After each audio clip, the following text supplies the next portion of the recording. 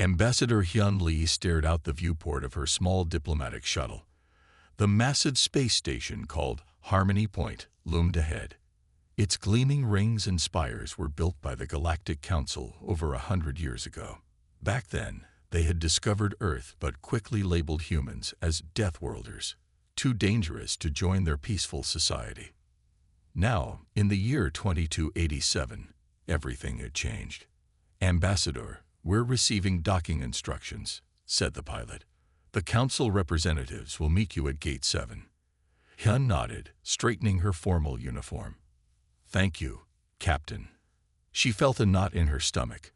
After decades of being kept at arm's length by the various alien species of the Council, this emergency meeting could change humanity's place in the galaxy forever. But the cost was already terribly high.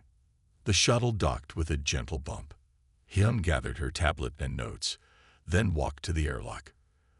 The doors slid open to reveal 3 aliens waiting for her. The tallest one stepped forward. This was High Counselor Pak, leader of the Galactic Council. His blue skin seemed paler than in the broadcasts Hyun had studied. His 4 eyes blinked nervously. "Ambassador Lee of Earth, welcome to Harmony Point," Pak said. His translator made his words sound flat and emotionless. "We appreciate your quick response to our request." Hyun gave the formal council greeting, placing her right hand over her heart. "High Counselor, the situation must be dire indeed for you to call upon Earth." Pak's skin rippled, a sign of discomfort among his species. "Please, follow me to the emergency chamber. Time is not our ally." They walked through wide corridors. Aliens of different species moved quickly, some giving Hyun curious or fearful looks. Humans were rare here.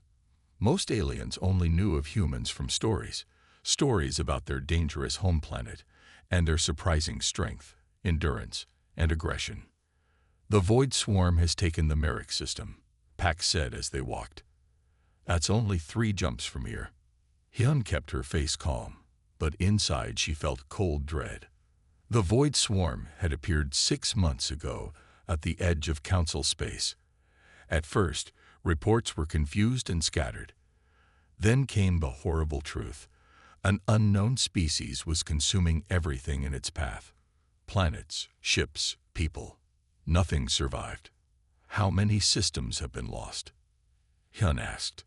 17, replied one of the other aliens, a small reptilian creature with gleaming scales. "Over 2 billion citizens dead or missing." They entered a large round room with a massive holographic display in the center. About 20 alien representatives sat at a circular table. All conversation stopped when Hyun entered. "Representatives of the Council," Pak announced, "Ambassador Hyun Lee of Earth." Some nodded politely. Others just stared. "Ambassador," said a furry being with 6 limbs, "is it true? Has Earth agreed to send its military forces?" Hyun took her seat. "My government is considering your request. That's why I'm here, to understand exactly what you're asking of us." "We're asking you to save us," said another alien bluntly. This one had green skin and large, sad eyes. "Our combined fleets have failed to even slow down the swarm." Pak activated the holographic display. The galaxy appeared, with a red stain slowly spreading across one sector. "This is the current situation," he said. "The red shows swarm-controlled space. The yellow marks show our defense lines." Hyun studied the map. "And the swarm originated here." She pointed to the furthest edge of the red area. "Yes, we have no idea where they came from before that. They simply appeared and began consuming." Another alien spoke up. "We've lost half our military strength already. Our weapons seem to barely harm them. And this is why you've come to the Deathworlders," Hyun said, using their term for humans deliberately. Several aliens flinched. Pak's voice became very quiet. "Yes, we need your military technology, your ships, your soldiers. The same aggressive tendencies you feared in us for so long," Hyun noted. No one argued with her. The silence in the room was answer enough. Admiral Jung Kim stood on the bridge of the EFS Thunderbolt, the flagship of Earth's third deep space fleet. Through the main view screen, he watched as his ships emerged from hyperspace at the edge of Council territory. 47 warships, the pride of Earth's fleet, sleek destroyers, powerful cruisers, and the massive Thunderbolt itself, a dreadnought-class battleship nearly 2 kilometers long. All ships report successful transit. Admiral, reported Fleet Commander Deho from his station. The fleet is in defensive formation as ordered. Kim nodded. Maintain position and run full sensor suites. I want to know if anything comes within a light year of us. Yes, sir. Kim studied the screens showing the nearby star systems. He had reviewed all the data Earth had on the Void Swarm. The reports were disturbing. The swarm ships were partly organic, able to repair themselves and adapt to attacks. They consumed resources from planets, ships, even people, to grow stronger. The Council races, with their centuries of peace, had been unprepared for such an enemy. Sir, called Communications Officer Subin, we're receiving a transmission from Ambassador Lee on Harmony Point. Put her through, Kim ordered. The main screen changed to show Hyun's face. She looked tired but determined. Admiral Kim, the Council has formally requested our military assistance, she said without preamble. They've agreed to all our conditions. Kim raised an eyebrow. All of them, including full membership in the Council after this crisis is resolved. Yes, they're desperate, Admiral. The swarm has already destroyed 17 systems. The Council's forces are retreating on all fronts. Kim considered this information. For decades, humanity had been kept isolated from galactic society. The aliens feared humans' physical strength, their adaptability, and what they called their violent tendencies. Earth had built its fleet anyway, preparing for the day when they might need to defend themselves, possibly against the very Council that now begged for help. What's your assessment, Ambassador? Kim asked. Han's expression was grim. The threat is real. If the swarm isn't stopped, they'll eventually reach Earth too. And the Council. They're afraid. They've never faced anything like this. Neither have we, Kim reminded her. But we came from a death world, Admiral. We evolved facing constant threats and dangers. That's why they need us now. Kim turned to look at Commander Dayo. Your thoughts, Commander? Dayo straightened. Earth has always stood alone, sir. But this threat concerns all sentient life. If we can stop it, we should try. Kim nodded slowly. Very well. Ambassador, inform the Council that Earth accepts the alliance. We'll move the fleet to Harmony Point immediately to coordinate strategy. Thank you, Admiral. I'll inform High Counselor Pak. After the transmission ended, Kim addressed his bridge crew. Set course for Harmony Point. All ships at battle readiness. As the massive fleet began to move, Kim looked out at the stars. Humanity had been called dangerous by the very people now asking for their help. The irony wasn't lost on him. 2 days later, Admiral Kim stood in the Grand Council chamber on Harmony Point. Representatives from 26 alien species watched him with a mixture of hope and fear. Ambassador Lee stood beside him, having worked tirelessly to negotiate the terms of humanity's assistance. High Counselor Pak spoke to the assembled representatives. The human fleet has agreed to lead our combined forces against the Void Swarm. Admiral Kim will have tactical command of all military operations. Murmurs spread through the chamber. Giving the human control over their remaining ships was unprecedented. Admiral Kim stepped forward. I've reviewed your battle records and the data on the swarm. Your forces fought bravely, but you've been fighting defensively, trying to protect your systems. That won't work against this enemy. He activated the holographic display, showing his battle plan. We will take the fight to them. Hit and run attacks to test their weaknesses. Targeted strikes at their supply lines. We won't try to hold ground. We'll make them pay for every advance. One alien representative stood up. Your tactics seem aggressive, risky. Kim's expression remained calm. Yes, they are. The swarm adapts to predictable patterns. We need to be unpredictable. And your soldiers? Another asked. Are they prepared for this kind of enemy? Kim looked around the room, meeting the many different eyes watching him. You fear us because we evolved on what you call a death world. Earth shaped us to be survivors, to face threats and overcome them. Now you'll see what Deathworlders can do when we're fighting for more than just ourselves. The chamber fell silent. Ambassador Lee watched the faces of the alien representatives. For the first time, she saw something new in their expressions when they looked at humans. Not just fear, but hope. The alliance of necessity had begun.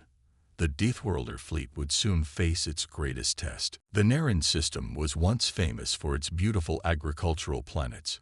Now, it was a battleground. Admiral Kim stood on the bridge of the Thunderbolt, watching as his fleet moved into position. 20 human warships were joined by 15 alien vessels. This would be their first real test against the Void Swarm. All ships report ready, Admiral, said Fleet Commander Doyo. His face showed no fear, but his knuckles were white as he gripped his console. The swarm vessels have been detected entering the system, reported Lieutenant Subin from the sensor station. Current count is 32 ships. Kim nodded. Launch scout drones. I want detailed scans of their formation and ship types. Behind him, Counselor Ryu shifted uncomfortably. The tall, thin alien had been sent by the Galactic Council to observe human battle tactics. So far, he had done little but express concern about Kim's plans. Admiral, Ryu said, our standard protocol would be to form a defensive line around the inhabited planet. And that's exactly why you've been losing, Kim replied calmly. The swarm expects that strategy. We're going to do something different. He turned to communications. Signal all ships. Execute Battle Plan Delta. Instead of forming a defensive line, the human ships broke into 5 smaller groups, moving rapidly in different directions. The alien vessels hesitated, then followed their assigned human leaders. Counselor Ryu's 4 eyes blinked rapidly. What are you doing? You're dividing our forces. I'm creating confusion, Kim answered. The swarm has a hive mind. Let's make it try to think about multiple threats at once. On the main screen, they watched as the swarm ships entered the system. They were strange vessels, partly mechanical, partly organic. Their black hulls seemed to absorb light, with eerie purple energy glowing from within. First target identified, said Commander Doyo. Attack Group 3 is engaging. On the bridge of the destroyer EFS Swift Strike, Science Officer Min Park studied the sensor readings of the swarm ships. Attack Group 3 had drawn first blood, hitting a cluster of smaller swarm vessels with coordinated missile fire. Captain, I'm detecting unusual communication patterns between the swarm ships, she reported. There appears to be a delay when they face multiple threats. Captain Sung nodded. Send your findings to the Thunderbolt. Keep monitoring. Min focused on her instruments. There was something fascinating about the way the swarm operated. Their ships moved as one organism, but when forced to respond to threats from multiple directions, there was a slight hesitation, as if the hive mind needed extra time to process. They're adapting already, she muttered as she watched the swarm ships adjust their formation. But there's a pattern to it. On the planet below, Security Chief Taiyun led his Marines through the burning remains of a farming settlement. The swarm had already begun its ground assault before the fleet arrived. Stay alert, he ordered through his helmet comm. We're here to find survivors, not engage the enemy directly. His team moved quickly through the rubble. Their power armor gave them enhanced strength and protection, allowing them to lift fallen debris and scan for life signs. Chief, I've got something, called one of his Marines. Life signs in that storage building. You moved toward the structure. The door was blocked by a fallen beam that would have taken heavy machinery for the aliens to move. He gripped it with his armored hands and heaved. The beam shifted with a groan of protesting metal. Behind him, an alien observer from the Council forces watched in astonishment. The Council species had never developed power armor, seeing it as too aggressive a technology. How many? Yoon asked as he cleared the entrance. Sensors showed 12 civilians inside, replied the Marine. Yoon nodded. Get them out and to the transport. We have 20 minutes before the next swarm wave hits this area. Back in space, the battle was intensifying. 3 swarm ships had been destroyed, but 1 human cruiser was heavily damaged. Attack Group 2. Pull back and regroup, ordered Admiral Kim. Attack Group 5. Hit their flank now. The human ships moved with practiced precision. The alien vessels tried to keep up, but their captains were used to more conservative tactics.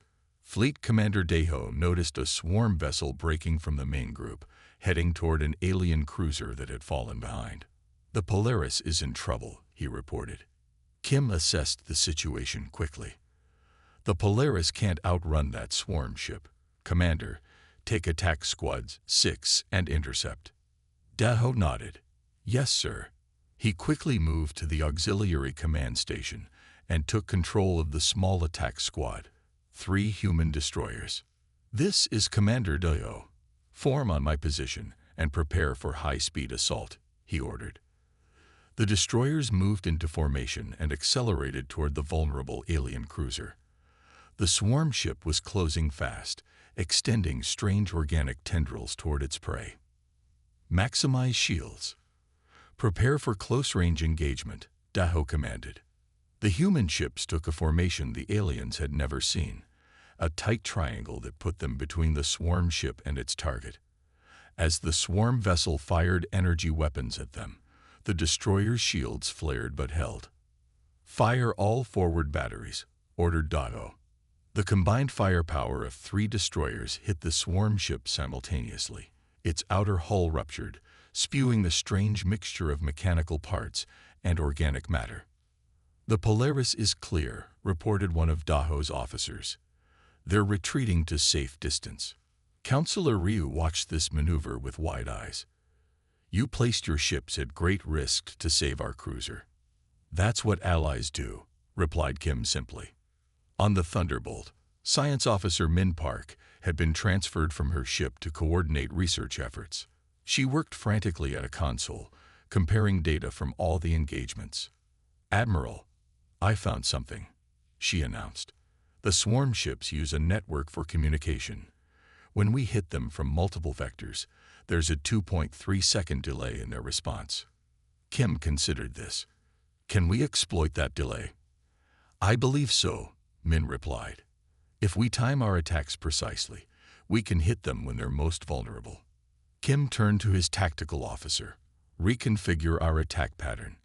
All ships to fire on my mark. Targeting the coordinates Officer Park is sending. The human and alien ships moved into new positions. The swarm, sensing danger, began to concentrate its forces. All ships ready, Admiral, reported Commander Daeho. Officer Park, start the countdown, ordered Kim. Min watched her instruments closely. Disruption in 3, 2, 1. Mark. All ships, fire, commanded Kim. Every vessel in the combined fleet fired simultaneously at specific points in the swarm formation.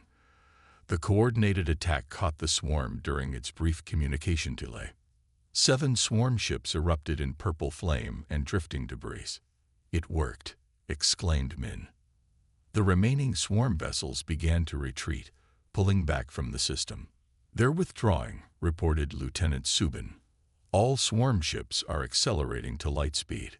A cheer went up from the human crew. Even some of the alien officers joined in. Counselor Ryu approached Admiral Kim. Your tactics, they were unlike anything I've seen before. Aggressive, yes, but also adaptive. That's how we survived on Earth, Kim replied. We've always had to adapt to threats. Perhaps we were wrong to fear your species, Ryu said quietly. Later, in the briefing room, Ambassador Lee met with Admiral Kim and his officers. Reports were coming in from the ground teams.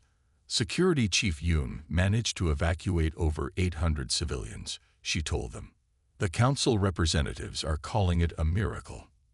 Not a miracle, said Kim. Just good training and determination. Science Officer Min Park displayed her findings on the main screen. The swarm operates as a networked intelligence. They're fast, but there are weaknesses we can exploit. But there's something else, added Fleet Commander Doyo.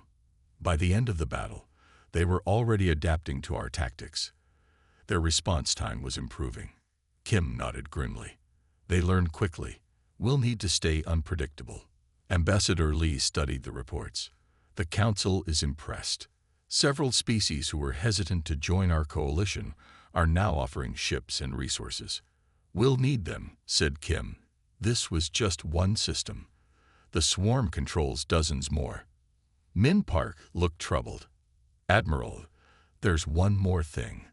The last sworn ship we damaged. Its attack pattern changed specifically to counter our maneuvers. It's as if they're studying us specifically, Kim finished her thought. They see us as the main threat now. The room fell silent as everyone considered the implications. Then we better not disappoint them, said Security Chief Yoon, who had just joined them from the surface. Admiral Kim looked at his team, humans who had traveled far from their death world to fight for a galaxy that had once rejected them. The next battle will be harder, he said, but today proved something important. The swarm can be hurt, it can be defeated, and we're just getting started. Outside the viewport, the stars shone coldly in the darkness of space. Somewhere out there, the void swarm was regrouping. But for the first time since the invasion began, the galaxy had hope. 1 month after the victory at Naren, the human-led coalition had pushed deep into swarm territory. 7 systems had been reclaimed. For the first time, the aliens felt real hope. But Admiral Kim knew better than to celebrate too early. They're changing, he said during a strategy meeting on the Thunderbolt. Each battle gets harder.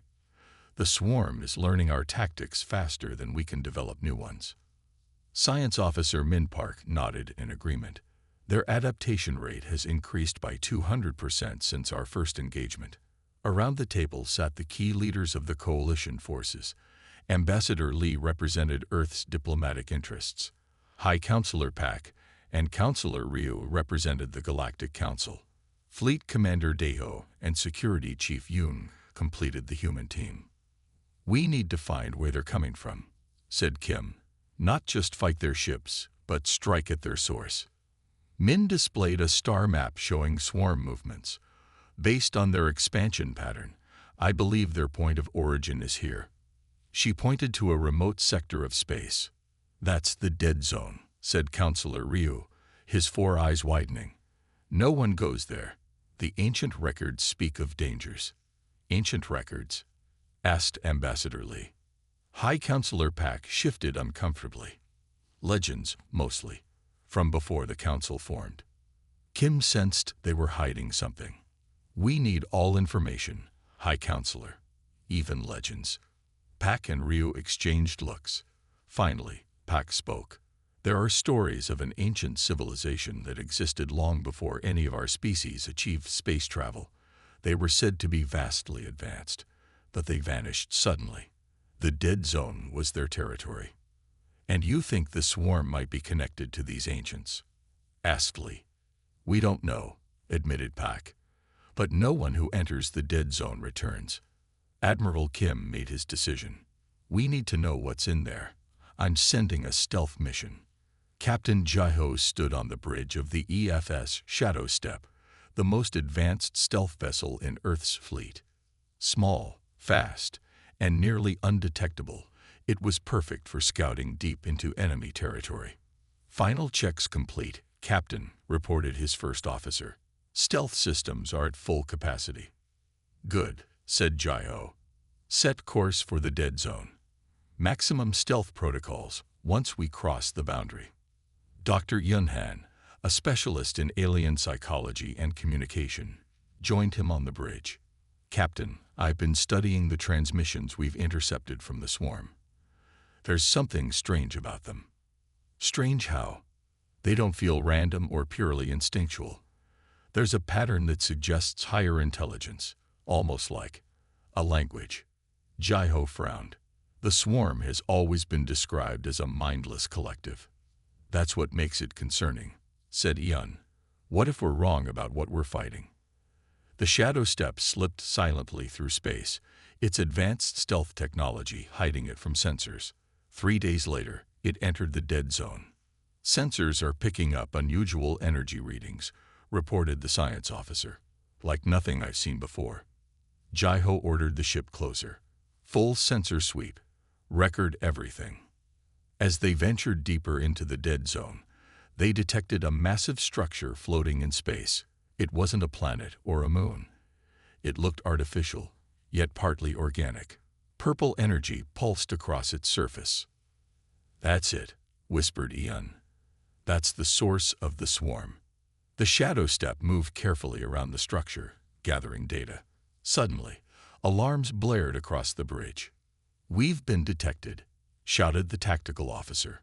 Swarm ships approaching from all directions. Evasive maneuvers, ordered Jiho. Prepare jump coordinates. But before they could escape, the shadow step was caught in a strange energy field. The engines died. The lights flickered. Captain, said Ion, her voice shaking as she looked at her console. Something is accessing our computer systems. It's downloading our data. The last thing Jaho saw before losing consciousness was a blinding purple light filling the bridge. Back at Coalition headquarters, Admiral Kim received the emergency beacon from the shadow step. They found something, he told his officers. But they're in trouble. Before they could plan a rescue mission, a transmission came through from the Council's Intelligence Division. Counselor Seo, the head of intelligence, appeared on screen. Admiral Kim, he said, we have detected a small vessel emerging from the dead zone. It appears to be the shadow step, but there's only one life sign aboard. Kim frowned. The shadow step had a crew of 20. I know, replied Seo. We're sending a recovery team, but I thought you should be informed first. Hours later, a single survivor was brought to the medical bay of the Thunderbolt. The man was identified as Jin, a junior communications officer from the Shadow Step. He was unconscious but stable. Dr. Yin Han, who had been on the Shadow Step, was missing along with the rest of the crew. When Jin finally woke, he seemed disoriented. They're not what we thought, he mumbled. What did you see? Asked Admiral Kim gently. Jin's eyes were wide with fear. The swarm. It's not a natural species. It's a weapon, created long ago by someone else. Science Officer Min Park ran tests on Jin while he spoke. His body chemistry is altered, she reported quietly to Kim. There are traces of swarm biology in his system, but they're dormant. Jin grabbed Kim's arm. They let me go. They wanted me to deliver a message. What message? That this has all happened before. Many times. They called it the Great Reset. Ambassador Lee faced the full Galactic Council. The chamber was tense with fear and suspicion. The survivor's testimony raises disturbing questions, she said. We believe the swarm may be an artificial creation, designed as some kind of weapon or tool by an ancient civilization. High Counselor Pak looked troubled. This matches some of our oldest legends, but there's more to those stories than we shared. Counselor Seo stood up. This is classified information. We cannot. We must, interrupted Pak, if we're to survive. He activated a holographic display showing ancient symbols and diagrams. According to our oldest records, there was once a civilization called the Shapers. They achieved technological wonders beyond our understanding, but they feared what might happen if lesser species eventually reached their level of advancement. Lee understood immediately, so they created a failsafe. The swarm. Yes, admitted Pak. The legends say the Shapers programmed it to activate whenever galactic civilization reached a certain point of advancement. It would then reset everything. Destroy advanced civilizations, allowing new ones to eventually rise. And you believe this has happened before? Asked Lee. Many times, according to the legends, our archaeologists have found evidence of previous civilizations that simply vanished at the height of their development. Lee felt cold anger rising within her. You knew this all along. You knew what the swarm really was, and you didn't tell us. Pact looked ashamed. Only a few of us knew the full legend. We feared creating panic. Or perhaps, said Lee sharply, you feared admitting that humans might be your only hope against a threat you've known about for centuries. The chamber erupted in angry shouts and accusations. In the midst of the chaos, Lee received an urgent message from Admiral Kim. She read it, then called for silence. The Shadow Steps data has been analyzed, she announced. We've located what appears to be the control center of the swarm, a massive structure in the heart of the dead zone. Admiral Kim is proposing a final mission to strike at the heart of the swarm. That's suicide, said Counselor Seo. Perhaps, Lee admitted, but we've also discovered something else from the survivor, Jin. The swarm has never encountered humans before. A species from a high-gravity death world who achieved space travel. We're outside their parameters, an anomaly they don't fully understand. And you think this gives us a chance? Asked Pak. It's our only chance, replied Lee. Admiral Kim is organizing a strike force as we speak. The Thunderbolt will lead our remaining ships in an assault on the swarm's core facility. The council chamber fell silent as the enormity of the plan sank in. If we fail, Lee continued, the swarm will consume everything. All our worlds, our peoples, our histories, gone. But if there's even a small chance to stop the cycle, to prevent the Great Reset from happening again, we must take it. One by one, the council representatives stood. Despite their fears, despite centuries of caution and diplomatic hesitation, they were united in their decision. The final battle would begin. The combined fleet gathered at the edge of the dead zone. 23 human ships remained, joined by 32 vessels from various council species. It was the largest fleet ever assembled in galactic history. Yet Admiral Kim knew it might not be enough. The Thunderbolt's bridge was quiet as officers prepared for what might be their final mission. All ships report ready, Admiral, said Fleet Commander Doyo. His face showed the strain of the past weeks, but his voice remained steady. Admiral Kim nodded. Very well. Begin the operation. The plan was daring but simple. The main fleet would create a diversion, drawing swarm forces away from their central structure. Meanwhile, a small strike team would approach the core on the modified transport ship Valiant, using data from the Shadow Step to bypass the swarm's defenses. Kim turned to Security Chief Yoon. Your team is prepared. Yoon nodded grimly. Yes, sir. Commander Hannah has the Ghost Walkers ready. Engineer Sung has completed the disruption device. Engineer Sung was a brilliant weapons specialist who had worked day and night with the data from the Shadow Step. She had created a device that might, just might, disrupt the control signals that animated the swarm. Commander Hannah, leader of the elite special forces unit called Ghost Walkers, approached. She was small but moved with the dangerous grace of a predator. My team is ready, Admiral, she reported. We know the risks. Survivor Jin joined them. After recovering from his ordeal, he had volunteered to return to the swarm structure. I can guide them through, he explained. I remember the layout. The way he said it made everyone uneasy. The swarm had changed him in ways they still didn't fully understand. It's time, said Admiral Kim. He opened a channel to the entire fleet. All ships, this is Admiral Kim. Today we face an enemy designed to end all advanced life in our galaxy. An enemy that has succeeded many times before, but never before has it faced humans. Deathworlders who evolved on a planet that tried to kill us every day. He paused, looking at his crew, humans who had traveled across the stars to defend aliens who once feared them.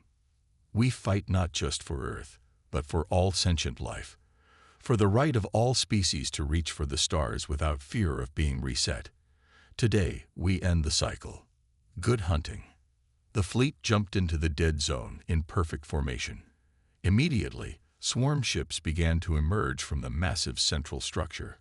Hundreds of them, far more than intelligence had estimated.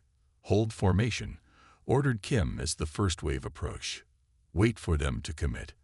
The swarm vessels swarmed forward, eager to consume the intruders. Just as they came within range, Kim gave the order. All ships, execute Battle Plan Omega. The fleet split into 7 groups, each attacking from a different vector. The swarm forces diverted to meet these threats, just as planned. Strike Team, you are clear to proceed, Kim transmitted to the Valiant. On the small transport, Commander Hannah acknowledged. Copy that, Thunderbolt. We're moving in. The Valiant slipped through the chaos of battle, its modified engines pushing it toward the massive swarm structure. Inside, 12 Ghostwalkers checked their weapons and armor. Remember, said Hannah, our only objective is to reach the central core and plant the device. Nothing else matters. Engineer Sung cradled the disruption device carefully. It needs to be placed exactly at the control node. Jin will guide us there. Jin nodded silently. His eyes had a strange, distant look. The Valiant docked with the swarm structure through a maintenance port identified in the Shadow Steps data. The team moved quickly inside, finding themselves in a strange organic mechanical environment. Purple light pulsed through vein-like conduits in the walls. This way, said Jin, moving forward with unusual confidence. The Ghostwalkers followed, weapons ready. They encountered no resistance at first, moving through curving corridors that seemed to breathe. It's too quiet, muttered Security Chief Yoon. They know we're here, said Jin softly. They're waiting. Back in space, the battle raged. The Thunderbolt shuddered as swarm weapons struck its shields. Shield capacity at 60%, reported an officer. Keep firing, ordered Kim. We need to hold their attention as long as possible. Fleet Commander Daeho coordinated the other attack groups. 2 human destroyers had already been lost, along with 3 alien vessels. But the coalition forces fought with desperate courage, knowing everything depended on the strike team's success. Admiral, called Lieutenant Subin from communications, we're receiving a transmission from the swarm structure itself. On screen, ordered Kim. The main view screen flickered, then showed a strange sight. A humanoid figure appeared, but it was clearly not human. Its skin seemed to shift and flow, and its eyes glowed with the same purple light as the swarm ships. This is the entity, it said in a voice that seemed to come from everywhere at once. The collection of all who have been absorbed. We speak to you, humans of Earth. Kim straightened. This is Admiral Jun Kim of the Earth Fleet. You are unexpected, said the entity. In all previous cycles, no species from a high-gravity world achieved space travel. You are an anomaly in our calculations. We tend to defy expectations, replied Kim coldly. We see this now, but the Great Reset cannot be stopped. It is necessary. Advanced civilizations always follow the same path to self-destruction. We preserve life by preventing this outcome. By killing billions? Demanded Kim. To save countless more in the future. This has been our purpose for millions of years. Inside the structure, the strike team finally encountered resistance. Strange hybrid creatures, part machine, part organic, attacked from side corridors. Contact, shouted Yoon, opening fire with his rifle. The Ghostwalkers formed a defensive ring around Engineer Sung and the device. Commander Hannah moved with incredible speed, her enhanced reflexes allowing her to take down 3 creatures before they could react. Keep moving, she ordered. We can't get bogged down here. They fought their way forward, but at a cost. 2 Ghostwalkers fell, their armor breached by the creature's strange weapons. We're close to the control center, said Jin. Through those doors. The massive doors pulsed with energy. Engineer Sung scanned them with her equipment. They're sealed with some kind of biological mechanical lock. I can't breach it. Jin stepped forward. I can. He placed his hand on the door. Purple energy flowed up his arm, and the doors slowly parted. How did you? Began Yoon, but Jin cut him off. They changed me when they took me. They thought they were reading my mind, but it goes both ways. I understand them now. The central chamber was enormous, a vast dome filled with swirling energy. At its center floated a crystalline structure, pulsing with purple light. "That's it," said Jin. "The control node." More creatures poured in from side entrances. The team took defensive positions. "We'll hold them off," said Commander Hannah. Sung Jin placed the device. On the Thunderbolt, Admiral Kim continued his dialogue with the entity. "You claim to preserve life, but you're destroying civilizations that took thousands of years to build," he argued. "A necessary sacrifice," replied the entity. "We have carried out this duty through 12 complete cycles. Yours will be the 13th, unless we stop you." The entity paused. "Your strike team cannot succeed. But I offer you a compromise, human. Your species is unique. Withdraw your forces now, and Earth will be spared when the reset occurs." Kim's eyes narrowed. "You want us to abandon our allies, to save ourselves while the rest of the galaxy burns. It is the logical choice. Your Deathworld nature makes you survivors above all else." Kim stood up, facing the image squarely. "That shows how little you understand us. Yes, Earth shaped us to be tough, to endure hardship. But it also taught us something else, that the strongest survive by working together, by protecting their own. And these aliens are your own." The entity seemed genuinely curious. "They are now," said Kim firmly. "Deathworlders don't abandon their allies." In the control chamber, Engineer Sung worked frantically to attach the disruption device to the crystal node, while the Ghostwalkers fought a desperate battle. 3 more had fallen, their bodies crumpled on the floor. "Almost there," Sung called. "The connections are aligning." Jin helped her, his hands moving with strange precision. "I can feel it fighting back," he said. "The system is trying to adapt." Commander Hannah fired continuously, dropping creature after creature. "Whatever you're doing, do it faster." Suddenly, a massive surge of energy erupted from the crystal. Jin pushed Sung away just before it struck him full force. "Jin!" she screamed. But Jin remained standing, the purple energy flowing around and through him. "I understand now," he whispered. "They never imagined a human mind could withstand integration. That's why they let me go. They thought I'd break, become a puppet." He placed both hands on the disruption device. "Activated now." Sung pressed the final sequence. The device hummed to life, sending out pulses of counter-energy into the crystal. The entire structure began to shake. On the Thunderbolt, the entity's image flickered. What is happening?" it asked, its voice distorting. Admiral Kim allowed himself a small smile. "We're breaking the cycle." Alarms sounded across the bridge.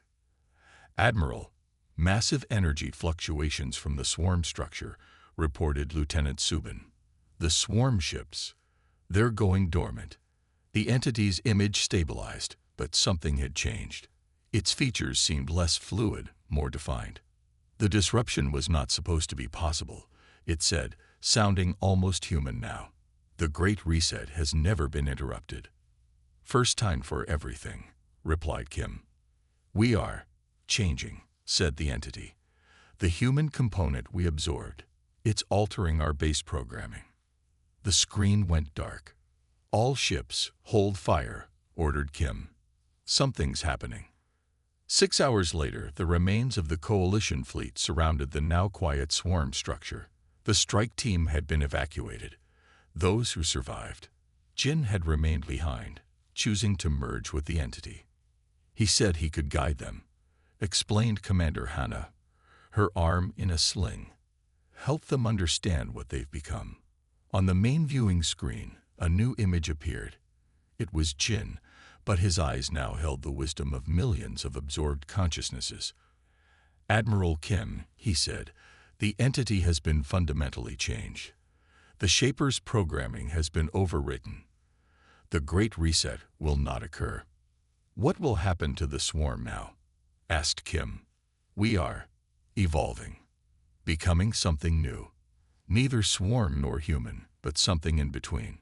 We need time to understand what we are." and the galaxy. What assurances do we have that you won't threaten other worlds? Jin smiled. The cycle is broken, Admiral. For the first time in millions of years, the future is unwritten. 1 year later, Ambassador Hyunli stood on the observation deck of the rebuilt Harmony Point station. The view had changed dramatically since her first visit.